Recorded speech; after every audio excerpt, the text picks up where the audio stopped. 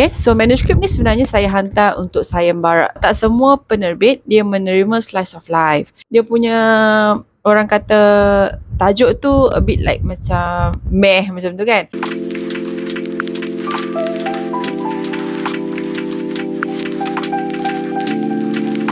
Hai, Assalamualaikum. Saya Hana Norisa, seorang penulis, pembaca dan juga pengulas buku. Di channel ini, saya akan berkongsi dengan kalian tentang tips penulisan, perjalanan saya sebagai seorang penulis dan apa yang saya pelajari sepanjang saya menjadi seorang penulis serta rekomendasi bacaan. Mungkin a little bit of Korean here and there. So, kalau kalian berminat dengan apa yang saya kongsikan ini, jangan lupa untuk tekan like dan juga subscribe channel ini dan hidupkan notification bell tu untuk mendapatkan sebarang update bila saya upload video baru di channel ini. Okay, so untuk video kali ini sebenarnya saya nak buat macam writing vlog lah, because saya dah lama teringin nak buat format macam ni, writing vlog. So saya pun tak tahu macam mana rupanya nanti. Tapi saya ada tengoklah sedikit sebanyak writing blog yang penulis luar negara buat. Kalau nak dijadikan referensi penulis Malaysia, tak ramai penulis Malaysia yang aktif dekat YouTube. Jadi saya banyak refer dekat penulis luar negara lah, sebab mereka banyak autotune, mereka banyak berkongsi dekat YouTube. So saya harap saya pun boleh berkongsi perkara yang sama tapi dekat market Malaysia lah. Untuk video kali ni, saya nak bawa kalian untuk menulis bersama writing blog satu manuskrip saya. Okay, so manuskrip ni sebenarnya saya hantar untuk sayembara, sebuah sayembara yang diadakan pada tahun 2025. Novel ni dia tak menang sayembara tersebut, jadi saya bercadang untuk revamp semula manuskrip ni. Kalau mengikut tema yang diberikan oleh penganjur, dia adalah slice of life. Dan untuk menyertai sayembara tersebut, saya pun buatlah ikut tema slice of life. Tapi slice of life bukan genre saya. Sebab saya kebanyakan novel yang saya tulis adalah bergenrekan romance, love story, lepas tu baru ada subgenre yang lain. Dan slice of life bukan main genre saya. Saya nak hantar manuskrip ni ke publisher, saya kenalah revamp mengikut genre yang penerbit yang saya nak hantar tu mahukan. Sebab tak semua penerbit dia menerima slice of life. Jadi kita kenalah revamp, dan bila nak revamp ni, saya nak revamp kepada genre yang kena dengan jiwa saya, iaitu romance dan juga love story. So hari ni saya nak revamp manuskrip ni. So manuskrip ni saya berikan nama dia adalah Dear Gadis Storyboard. Okay, so saya tahu dia punya orang kata tajuk tu a bit like macam meh macam tu kan. So nak macam mana? Okay, so untuk first draft ni, sebelum kita hantar ke penerbit untuk dinilai dan untuk langkah seterusnya, so kita just namakan projek ni sebagai projek Dear Gadis Storyboard. Okay, so actually manuskrip ni dia mengisahkan tentang seorang gadis yang dia dikecewakan sebenarnya sebab kerja dia, hasil kerja dia diambil kredit oleh orang lain, oleh someone yang dia percaya, dan itu menyebabkan semangat dia down. Jadi bila semangat dia down, dia terjumpa sebuah kafe.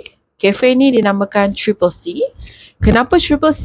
Kalian kena tunggu saya habis edit manuskrip ni, sebab for time being saya bayangkan Triple C, coffee, cakes and chocolate.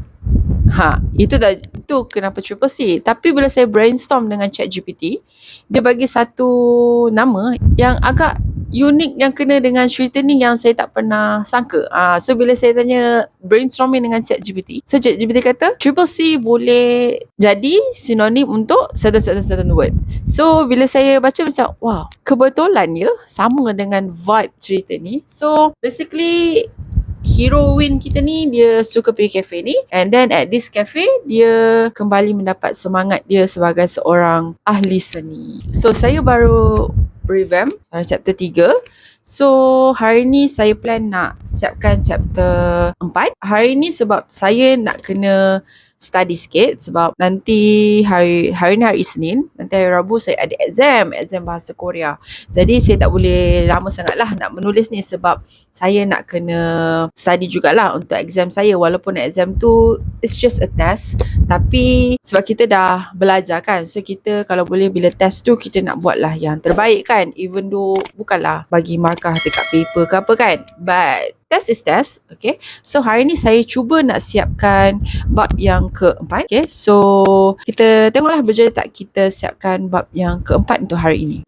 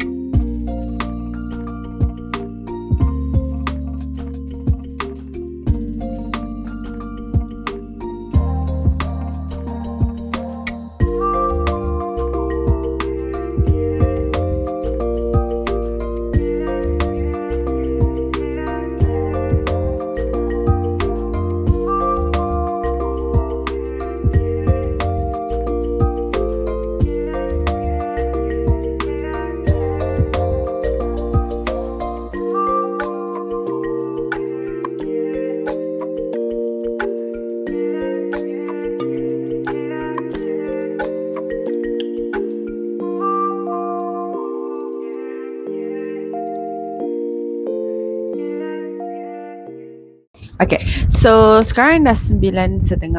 Okay, so baru 20 minit berlalu.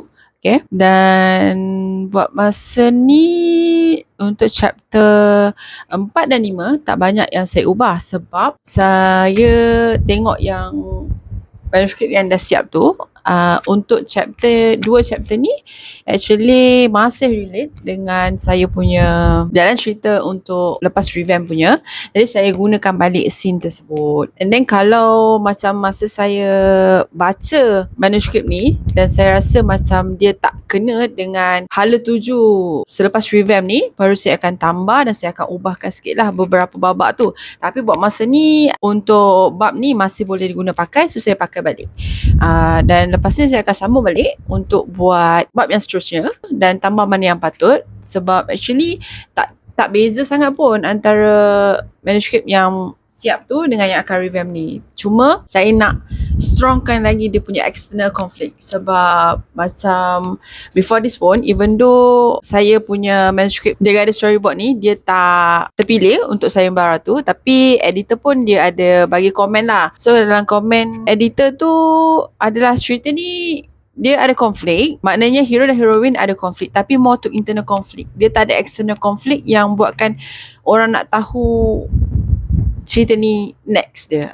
So itu yang saya nak tambahkan, external conflict untuk hero dan heroine. Kita nak bagi depth lagi untuk kisah hero dan heroine, sebab sekarang ni untuk manuskrip asal dia macam tak ada, kiranya macam hero dengan heroine dia tak ada connection yang buatkan diorang ni kena bekerjasama macam. So saya nak repair bahagian tu. Kita tengoklah macam mana keseluruhan cerita ni nanti. Tapi sambil-sambil nak revamp tu, untuk memberikan semangat, actually saya gatal tangan untuk buat OST kepada dia Gadis Storyboard ni. Saya guna AI lah sebenarnya, suno.com. Okay, saya guna AI untuk create lagu dia. Tapi macam merepek-repek lah lagu dia. Lirik tu macam merepek-repek. Tapi saya nak juga share. So bunyi dia lebih kurang macam ni lah. Dia macam Hidup aku catchy macam tu. tersusun, ikut bab dan adegan.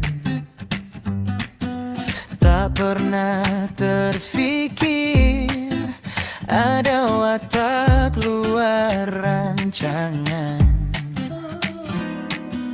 Kemudian kau datang tanpa sebarang isyarat, sekadar senyum biasa, tapi rosakkan fokus dan niat. Aku cuba kekal profesional, konon semuanya terkawal.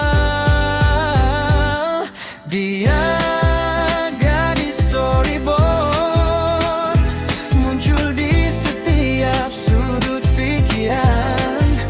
Tak perlu dialog panjang, satu pandang pun cukup berkesan. Kalau ini sekadar bab singgah, kenapa hati minta ulang semula? Okay, itulah lagu kononnya OST Dia Gadis Storyboard. Okay, so actually lagu ni saya saja je buat sebab kononnya nak ambil semangat, sebab manuskrip asal Dia Gadis Storyboard ni dia adalah macam healing, slow punya pace macam tu kan. Jadi saya nak tukarkan dia kepada rom-com ataupun kepada yang bukan sedih-sedih sangat lah, sebab Dia Gadis Storyboard ni terlalu berat emosi dia tau sebenarnya. Tapi it is just not my style. So saya nak revamp dia menjadi satu cerita yang light, ringan. So saya pun buatlah OST dia. Dan begitulah OST yang diberikan oleh Suno tu.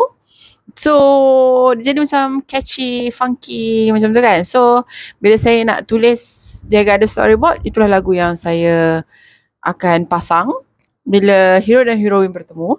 Okay, tapi ada juga saya tanya ChatGPT, okay, because saya dengan ChatGPT best friend, okay, sekarang. So saya pun ada tanyalah dengan ChatGPT beberapa lagu yang orang kata kena vibe dia dengan cerita yang saya nak tulis. So memang ada few lagu yang disarankan oleh ChatGPT, and saya pun dengar juga lagu-lagu tersebut untuk dapatkan ilham, and memang betul-betul memberikan ilham. So kalau kalian nak tahu lagu apa tu, so nanti on next video saya akan sharekan, dan saya harap saya dapat at least habiskan revamp ni secepat mungkin, sebab tak banyak pun yang kena ubah sebenarnya, sebab kita cuma nak kena ubah bahagian menjadikan novel yang berat menjadi ringan, and then just nak tambah external conflict. So should be tak banyak lah, sebab kita dah siap manuskrip tu.